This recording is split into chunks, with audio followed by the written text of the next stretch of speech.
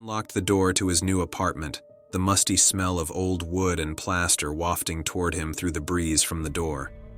The building was older than he expected when he saw the listing online, but he needed a place to stay, and this was in his budget. He dragged his bags into the middle of the living room and glanced around. It had a certain character the sterile high-rises didn't. It felt lived in, like it had its own stories to tell. Pushing the suitcase and duffel to the side, Jordan began to explore. In each room, he noticed odd little details he hadn't seen in the listing photos.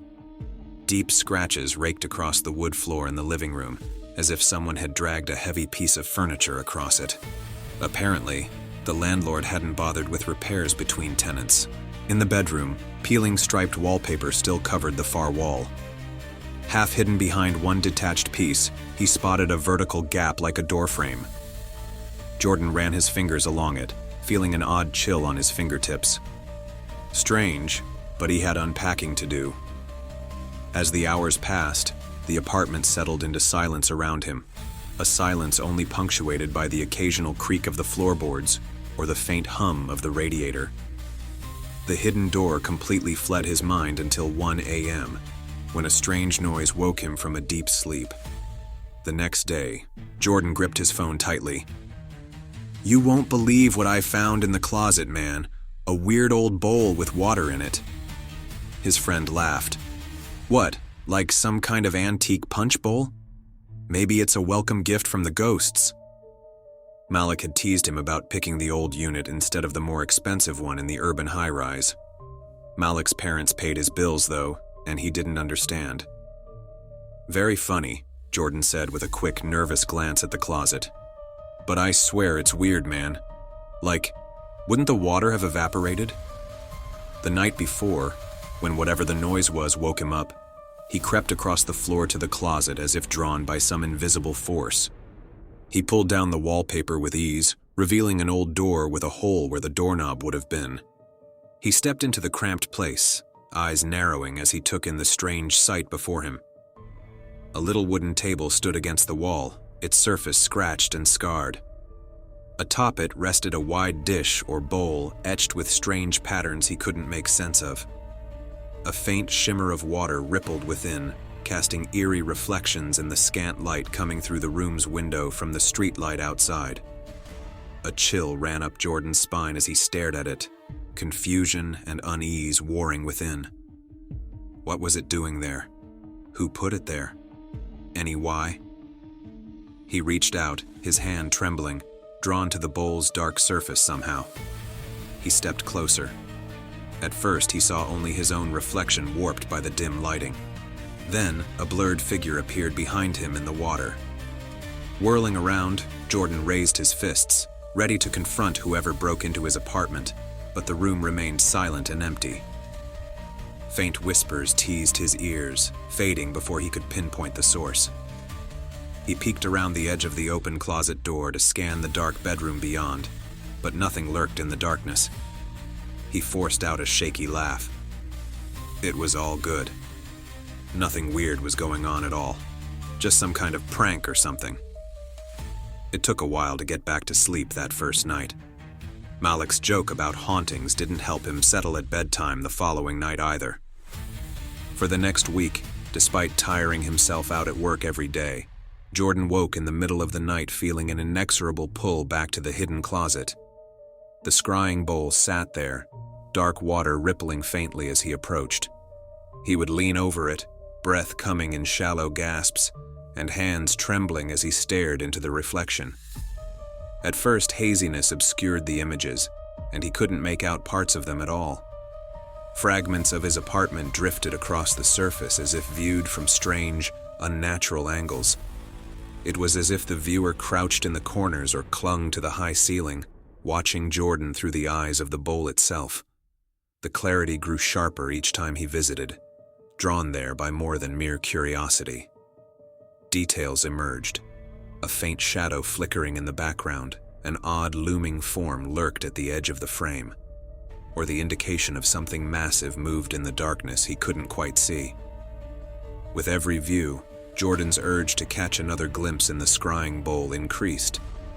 He rushed to the closet after work, eager to see what differed between the bowl's reflections and his reality. The chair in his living room appeared pushed slightly out of place. A poster on the wall tilted at an odd angle.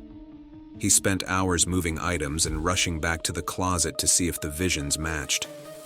The most unnerving detail came when he spotted his own reflection. This time, a shadowy, vaguely humanoid figure stood behind him. Its face was obscured by darkness, and it stood preternaturally still. Jordan spun around, heart pounding in his throat, but the closet and room beyond lay empty. Every night, the visions burrowed deeper into his mind. He tossed and turned in his bed, feeling eyes on him even when he was nowhere near the closet. The shadows in his apartment seemed to grow darker, thicker, as if they took on some solidity that made no sense. When he turned the lights off and climbed into his bed after a long, uneasy day, the faint susurration of slow breaths filled his ears. Imagination? Or was it something else? Nerves stretched thin, paranoia growing, Jordan stopped trying to explain the weird happenings to his friend, Malik, and changed the subject whenever anyone at work asked about his new apartment. He went home every evening, checked the door and window locks, his hands shaking as he slid the bolts into place. They offered no peace of mind, whatever threatened him. If something did, it was inside already, not outside trying to get in. The shadows and formless shapes in the scrying bowl's surface escaped its confines. Jordan saw them shift and flow across every reflective surface. He hung a towel over the bathroom mirror, kept the blinds closed at all times, and even covered the TV with an old shirt. No matter how he tried, he still felt as if something watched him constantly. Soon, what he saw in the reflections moved beyond the surfaces. He caught movement from the corner of his eye, turned, but nothing was there. A shadow passed in front of the lamp by his couch, and his breath caught in his throat. He stood there, staring, the plate of stir-fry in his hand shaking, but he couldn't figure out the source. Whatever it was, the thing from the scrying bowl, it lingered always out of view. Its presence strengthened as the weeks went by. First, it was just an unwelcome guest in his apartment, and then it followed him into the rest of his life.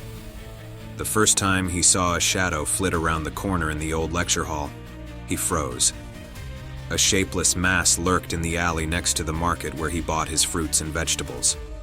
No matter where he went, it followed him, hiding in shadows, waiting for him to let his guard down. Jordan poured the water out of the scrying bowl for the 10th time, hoping somehow that it would work this time. The clear liquid returned before he snuck into the closet again. He shoved the bowl in the plastic bag alongside crumpled paper towels and carrot peels, then threw it in the dumpster outside the building. It was back in place the very next day. Late one night, when the shadows closed in around him, he wrapped it in plastic and stomped on it in the alley behind his place until he felt nothing but shards and powder beneath his feet. Nothing worked. The day after, the same shadow flowed around the corner toward the closet. Jordan, hands shaking, opened the door to find the bowl filled again with water sitting there as always. He stopped leaving the apartment. Malik gave up texting him to meet up to play ball. His co-workers stopped asking him out for drinks after work. Finally, he stopped going to work, and his boss let him go. Jordan stood in the dim closet, staring into the bowl's dark depths. He barely ate, rarely slept, and didn't notice the passing of days and nights. He stared and listened to the shadows moving around him in the small place. Something shifted. He felt it before he saw it, a presence heavy in the air around him. His reflection looked back, and for once it wasn't obscured by shadows. The reflection smirked, its head tilting slightly, and Jordan blinked, shook his head, then stumbled backward. The reflection wasn't him anymore. He fled the closet and the room, slamming the door behind him. Jordan pressed himself against the wall, his pulse racing. Whatever had come through, it was no longer satisfied with lurking in the apartment or following him outside it. It escaped the scrying bowl and the world unseen. It had become a part of him. He didn't want to go back to the closet, didn't want to look into the scrying bowl again, but something drew him there he could not resist. The air lay heavier in the small space, almost suffocating as he stepped inside. The bowl sat waiting as always, its surface still and black. He settled back into the chair, breath shallow, fear coiled tightly in his chest. He leaned over the bowl until his reflection stared back at him. For a moment, everything seemed normal, just his face filled with exhaustion and worry. Then, the lips curled into a grin. It wasn't his smile. It was something cruel and mocking. The reflection's eyes gleamed with some deep hunger and hatred. Jordan's breath hitched as the reflection tilted its head, the grin growing wider with some evil delight. A sudden pressure gripped Jordan's shoulder, cold and harsh, freezing him in place. He gasped, his body gone rigid with terror. The air around him shifted, and the dim light glowing through the halfway open closet door flickered and went out. Darkness swallowed everything so complete and present that it felt alive somehow. He couldn't even scream. His mouth opened, but no sound emerged from his frozen throat. Only the silence remained. And then, from that silence, came a deep, heavy breath and a slow, deep laugh as the thing in the reflection stepped fully into Jordan's world.